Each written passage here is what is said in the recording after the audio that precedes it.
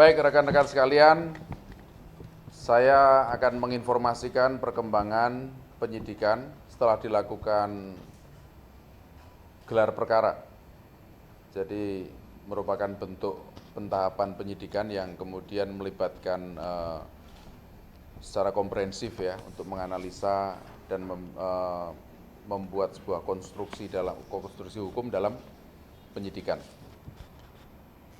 yaitu terhadap kasus kekerasan eksesif yang terjadi di Sekolah Tinggi Ilmu Pelayaran di Cilincing, Marunda. Dari pelaku yang kemarin sudah kami sampaikan pada media, hasil penyidikan dan gelar perkara, kemudian kami menyimpulkan ada 3 pelaku lainnya yang terlibat dalam peristiwa kekerasan eksesif tersebut. Jadi total saksi yang sudah kita lakukan pemeriksaan ada 43, taruna tingkat 1 dan tingkat 2 serta tingkat 4 sebanyak 36 orang, pengasuh STIP, kemudian dokter klinik STIP, dokter rumah sakit Tarumajaya, ahli pidana, dan ahli bahasa. Kemudian barang buktinya berupa visum et repertum, kemudian pakaian korban, pakaian tersangka, dan CCTV yang kemudian sudah dilakukan analisa digital. 3 tersangka tambahan tersebut adalah AKAK alias K, lalu WJP alias W, dan FA alias A. Adapun peran dari masing-masing tersangka tersebut adalah pelaku FA alias A adalah taruna tingkat 2 yang memanggil korban Putu bersama rekan-rekannya yang dari lantai 3 untuk turun ke lantai 2 ya. Ini yang diidentifikasi menurut persepsi senior tadi salah atau menggunakan pakaian olahraga memasuki ruang kelas dengan mengatakan, "Woi, tingkat 1 yang pakai PDU itu pakaian dinas olahraga, sini." Nah, jadi turun dari lantai 3 ke lantai 2. Lalu FA juga berperan menjadi pengawas ketika kekerasan eksesif terjadi di depan pintu toilet, dan ini dibuktikan dari CCTV, kemudian keterangan para saksi. Sehingga terhadap FA dilakukan persangkaan pasal, selain pasal pokok kemarin 351 ayat 3, yaitu pasal 55 junto 56, ya, turut serta. Lalu terhadap tersangka WJP alias W,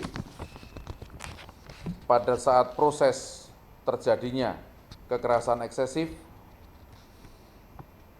Saudara W mengatakan, "Jangan malu-maluin, CBDM, kasih paham." Ini bahasa mereka.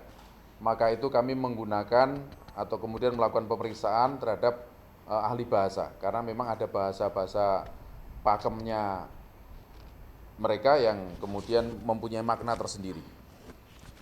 Kemudian ketika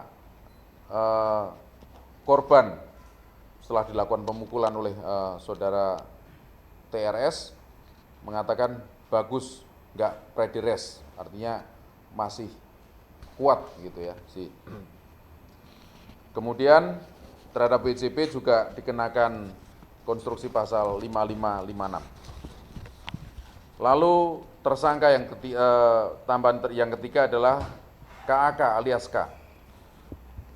Peran KAK adalah menunjuk pada korban sebelum dilakukan kekerasan eksesif oleh tersangka TRS dengan mengatakan, "Adikku aja nih, mayoret, terpercaya." Ini juga kalimat-kalimat yang hanya hidup di lingkungan mereka, mempunyai makna tersendiri ya di antara mereka. Terhadap tersangka K juga dipersangkakan pasal 5556. Sehingga 3 tersangka itu menjadi atau mempunyai peran turut serta turut melakukan, ya dalam konteks ini orang yang melakukan, yang menyuruh melakukan atau turut melakukan perbuatan itu. Barang siapa dengan sengaja memberikan kesempatan, daya upaya atau keterangan untuk melakukan kejahatan. Jadi memperlancar prosesnya peristiwa kekerasan eksesif. Bentuk 5556 ini adalah penegasan dari prinsip dari keturutsertaan dalam suatu proses pidana, ada kerjasama dan ada kerjasama yang nyata dalam perbuatan atau tindak pidana kekerasan eksesif. Saya rasa itu, kemudian terhadap kami sampaikan juga hasil visum et repertum terhadap jenazah. Saya rasa sama dengan kemarin, yaitu ada luka-luka lecet pada bibir, perut, dan akibat kekerasan benda tumpul. Kemudian screening alkohol dan nafsa nihil, lalu tanda-tanda perbendungan hebat, ada pendarahan. Saya rasa itu, terima kasih rekan-rekan. Hari ini kita melakukan proses penyidikan berikutnya terhadap 3 tersangka tambahan dan dilakukan penahanan terhadap yang bersangkutan. Ancaman hukumannya sama dengan yang konstruksi pasal kemarin ya, hanya mungkin dari pembelaan atau ada pemberatan atau pengurangan tambahan karena 55 ya nanti. Ya 15 tahun penjara. Nah ini ada lagi atau pemeriksaan sudah dinyatakan selesai atau gimana Pak? Nah, kami mempunyai kewajiban finalnya penyidikan itu adalah ketika jaksa penuntut umum menyatakan berkas diterima P21 istilahnya. Kalau sebelum itu masih menjadi tanggung jawab kami untuk melakukan penyidikan, melengkapi berkas perkara, kemudian nanti menyerahkan pada jaksa penuntut umum. Berarti tersangkanya sudah hanya 4 ini gitu ya Pak? Kalau nanti jaksa menilai lain kita nggak tahu ya, tapi konstruksi kami sejauh ini masih itu. Ya. Pak, kemarin kan pengacara membawakan yang kita bahas screenshot ya Pak, percakapan itu. Di situ kan dikatakan memang pertama ada kronologi yang dibuat seolah-olah korban ini tak jatuh. Mungkin boleh disampaikan Pak, ini kronologinya siapa yang buat, kenapa disebar, apa memang dari pihak sekolah atau dari apa, dan sudah sejauh mana follow up-nya terhadap bukti tersebut? Ya, kami masih fokus pada konstruksi peristiwa pidana kekerasan eksesifnya. Ya, nanti itu menjadi bagian dari penyelidikan lebih lanjut, nanti kami sampaikan. Tapi sekarang masih dalam pendalaman itu. Ya. Pak, kalau misalnya untuk pelaku, dia juga cerita nggak sih Pak, karena misalnya ini korbannya kan random ya Pak ya, karena pakai baju olahraga, berarti tindakannya sebenarnya dia sudah pernah melakukan dengan pihak-pihak lain atau misalnya selain si korban, tapi memang tidak meninggal, atau ini baru pertama kali Pak? Ini baru sekali. Ya. Pak, jika dilihat dari kata-kata dan bahasa mereka, sepertinya ada kecemburuan antara senior dengan junior dan mayor utama. Apakah memang sudah terbaca dari batuk tersebut? Mas yang bilang itu bukan saya. Ada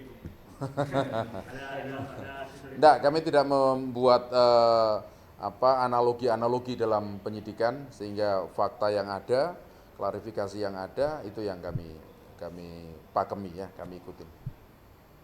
Bang, peristiwa ini kan dijadikan di area kampus. Apakah pihak pengajar atau orang yang bertanggung jawab di kampus nantinya akan terjerat hukum? Karena mengingatkan orang tua korban ini kan udah memberikan tanggung jawab ke pihak sekolah. Ya, dalam konteks konstruksi hukum pidana, kami mengenal adanya pertanggungjawaban hukum. Siapa yang bertanggung jawab secara hukum, yang kemudian layak untuk mendapatkan atau layak mendapatkan konsekuensi hukumnya. Nah, ini soal nanti persoalan internal di dalam lembaga, kami serahkan sepenuhnya pada investigasi yang dilakukan secara internal oleh STIP. Ya.